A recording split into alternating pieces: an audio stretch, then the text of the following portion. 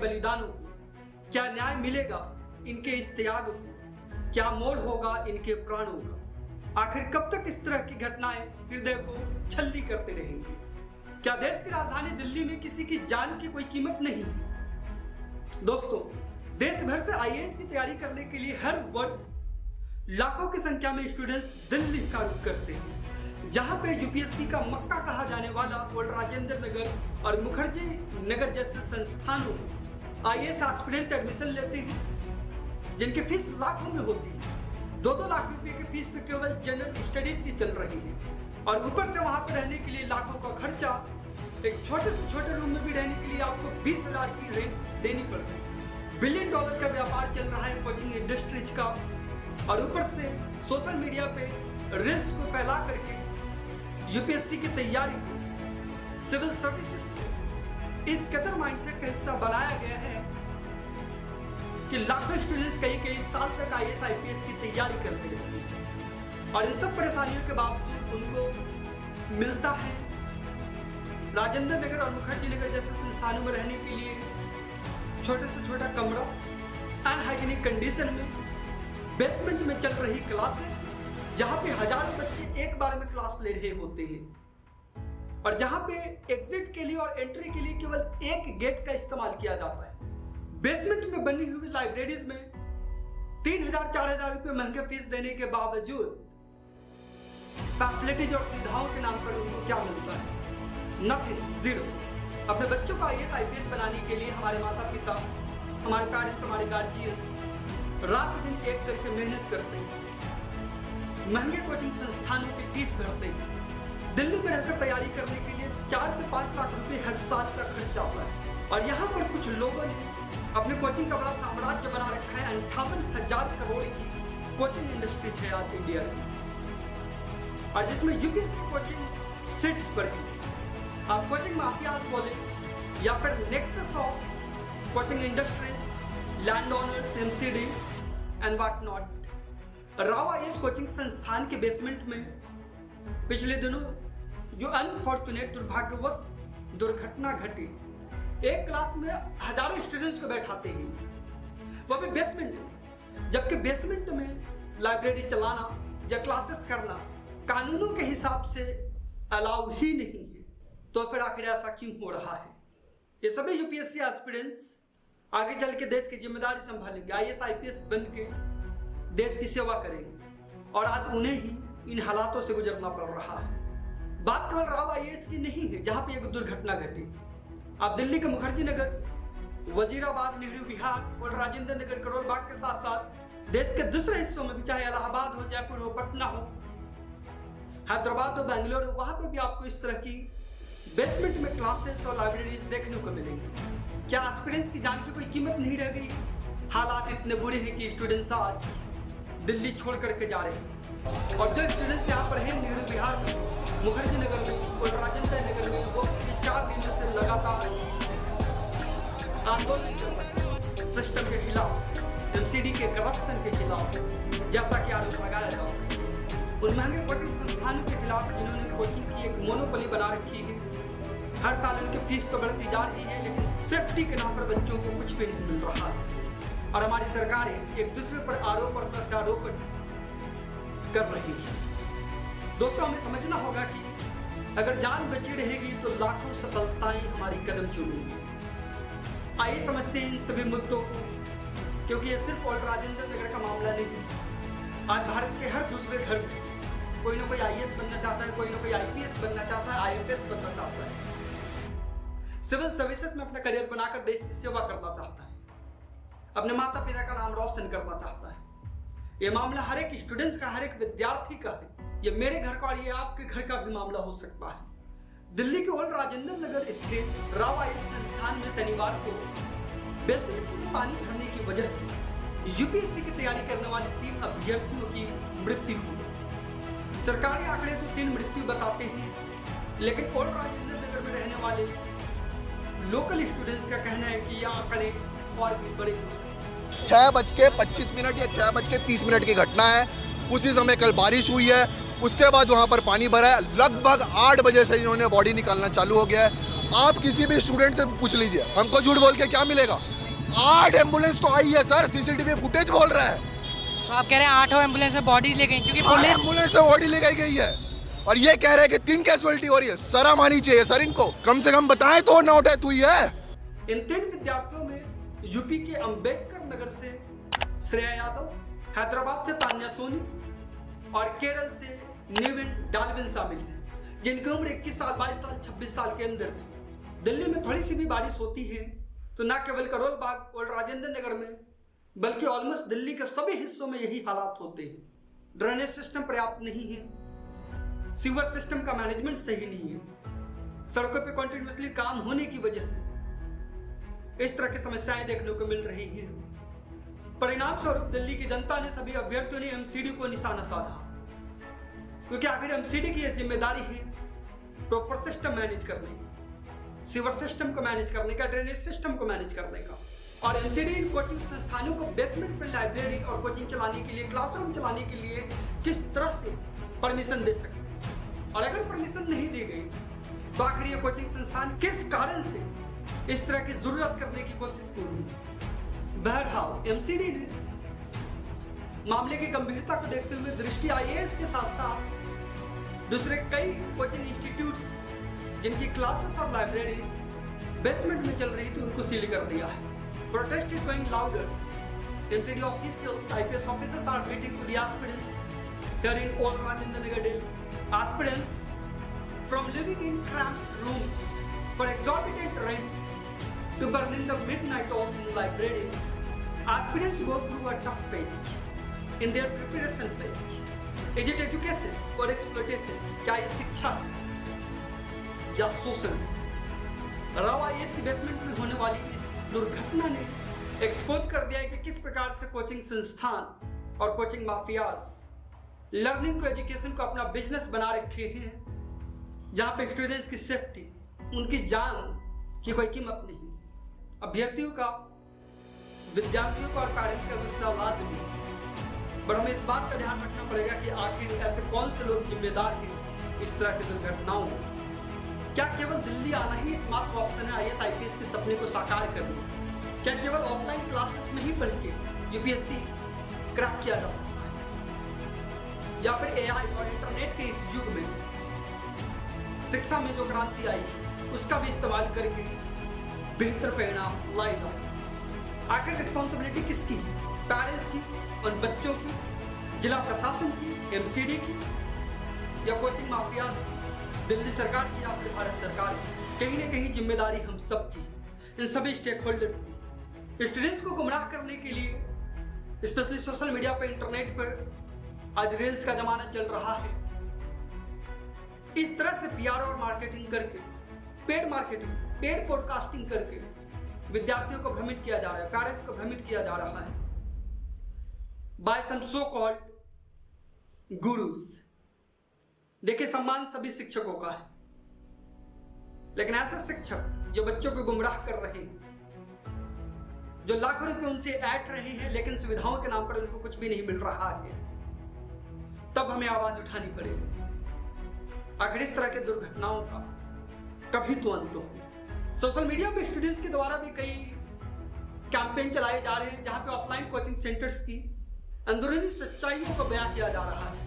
तजुर्बा जैसे कीवर्ड्स, बकैत जैसे कीवर्ड्स बहुत वायरल हो रहे हैं। आप जानते हैं कि यूपीएससी फील्ड के अंदर कुछ टीचर्स सोशल मीडिया, इंटरनेट और पेड मार्केटिंग का यूज करके आज सभी के घर घर पहुंच गए हैं। इस वजह से उनको निशाना भी साधा जा रहा है कि आखिर अगर उनको पब्लिक इतना पसंद करते हैं, स्टूडेंट्स इतना प्यार देते हैं, इतना सम्मान देते हैं, तो स्टूडेंट्स के लिए उनकी जिम्मेदारी भी तो बनती है।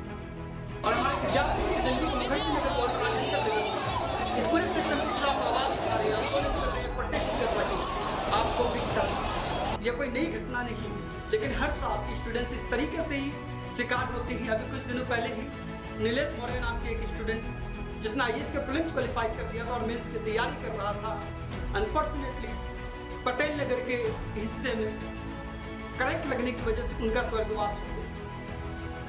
ईश्वर इन सभी दिवंगत आत्माओं को अपने विशेष चरणों में स्थान दे और इनके परिवार को यह दुख सहने की शक्ति दे। तो डियर स्टूडेंट, जो आप आंदोलन कर रहे हो डेफिनेटली करते रहे। यह मौका है जब आपने सरकार के ऊपर प्रेशर बनाया, सिस्टम के खिलाफ आवाज उठाई। कल को आप IAS IPS भी बनोगे, तब भी आपको इस तरह के काम करने पड़ सकते हैं। तो अभी आप कुछ दिनों के लिए यूनाइटेड रहिए और किसी भी तरीके की वायलेंस, किसी भी तरीके की पॉलिटिक्स से दूर रहिए। अभी दिल्ली यूनिवर्सिटी में और JNU में इलेक्शन का माहौल है। अगले 2-3 महीनों में यहाँ इलेक्शन होने वाले हैं। तो आपको डिफरेंट स्टूडेंट यूनियन और छात्र नेता हो सकते हैं दिखाई दे, लेकिन आप IAS के स्टूडेंट हैं, आपको न्यूट्रल रहना है और पीसफुल तरीके से प्रोटेस्ट करना है, ताकि इन महंगे कोचिंग संस्थानों का फीस कम हो, बेसमेंट में चल रही क्लासरूम और लाइब्रेरीज बंद हो, कोचिंग और लाइब्रेरीज की फीस कम हो, और जहाँ पे 20-20, 25-25 हज़ार रेंट ऐठे जा रहे हैं स्टूडेंट्स से, 3 महीने की सिक्योरिटी मांगी जाती है और वो सिक्योरिटी कभी वापस मिलता भी नहीं।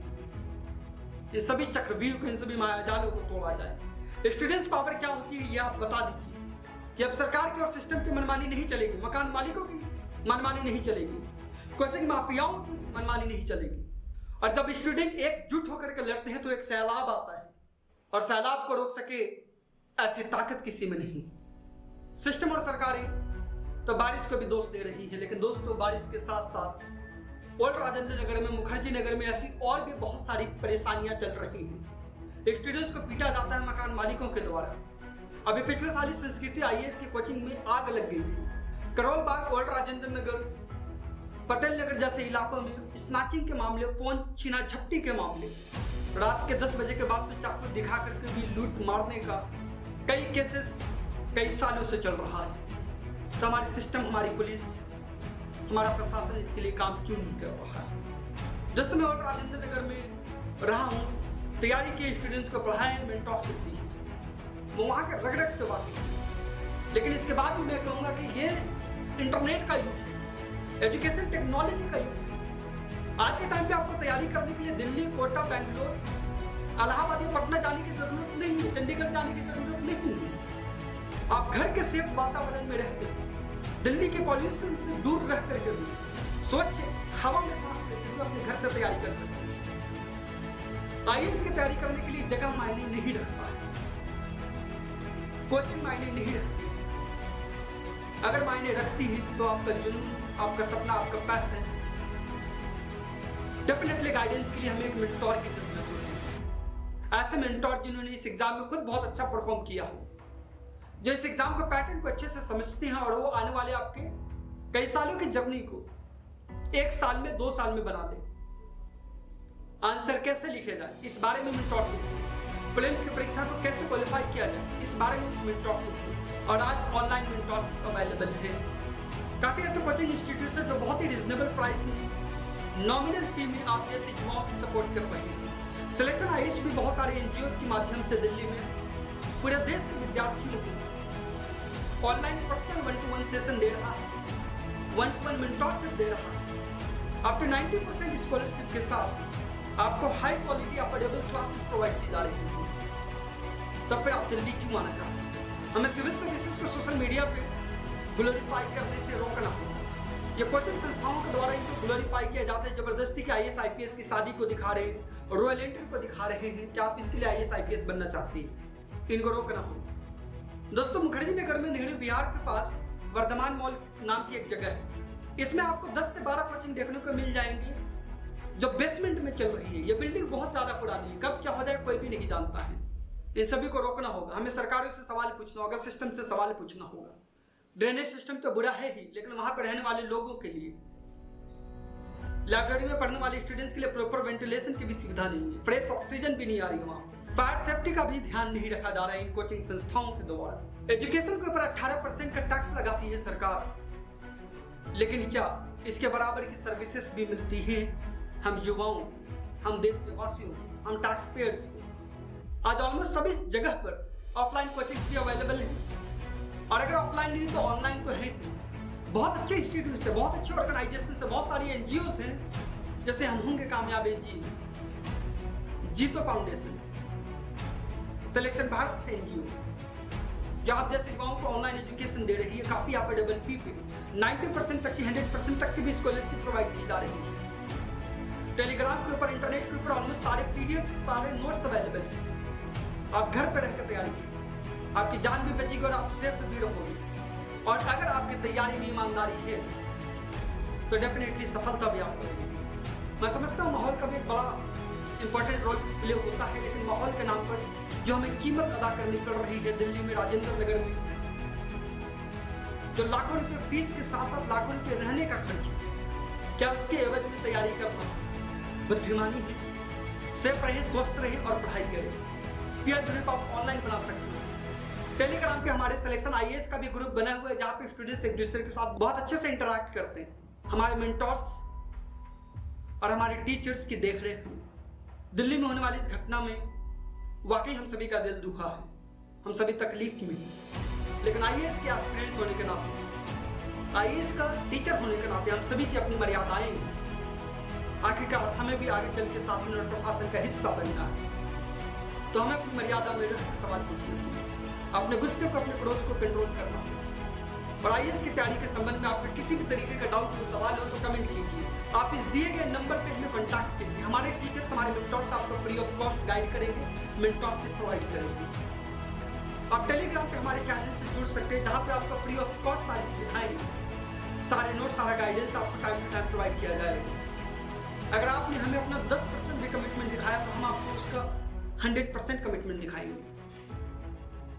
जहां तक उम्मीद है प्रशासन जल्द से जल्द अच्छे से काम करेगा। हर बार की तरह इसे नहीं भुलाया जा सकता है कि कोई भी घटना घटी, कुछ दिन हुई और इसके बाद सब भूल गए। इस बार दोस्तों ऐसा नहीं होना चाहिए। हमारे शासन को जागना होगा, हमारे प्रशासन को मजबूत होना होगा, एमसीडी को अपना काम करना पड़ेगा, कोचिंग माफियाओं को अपनी फीस कम करनी पड़ेगी, सुविधाओं बेहतर करनी पड़ेगी, सेफ्टी को इंश्योर करना पड़ेगा। अंत में दोस्तों बशीर बद्र साहब की कुछ पंक्तियों के साथ मैं अपनी बात को समाप्त करता हूँ।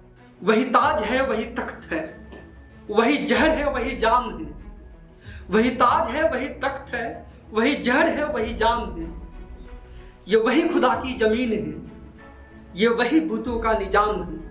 यहाँ बच्चों के खून से जो लिखा हुआ है उसे पढ़े। तेरा कीर्तन अभी पाप है, मेरा सजदा अभी हराम है। सेफ रहे, सुरक्षित रहे और पढ़ाई करते रहे, क्योंकि आप अपनी पढ़ाई से ही सिस्टम को बदल पाओगे। इस देश की सच्चाई है कि अगर आप सिस्टम बदलना चाहते हैं तो आपके हाथ में पावर होनी चाहिए। सिस्टम के अंदर आने के बाद सिस्टम को सुधारना ज़्यादा आसान है। ये सभी कारण आपके संकल्प को और मजबूत करने चाहिए, कमजोर नहीं। मैं कलाम आजाद आपके उज्जवल और सुनहरे भविष्य की कामना करता हूँ। इस वीडियो को सभी पेरेंट्स के साथ में, अपने दोस्तों के साथ में जरूर शेयर करें, जिससे उन्हें राजेंद्र नगर की असली सच्चाइयाँ देखने को मिले, कोचिंग संस्थानों की असली सच्चाइयाँ देखने को मिले। बदलाव सबसे पहले हमसे शुरू होती है, हमारे घर से शुरू होती है। जय हिंद।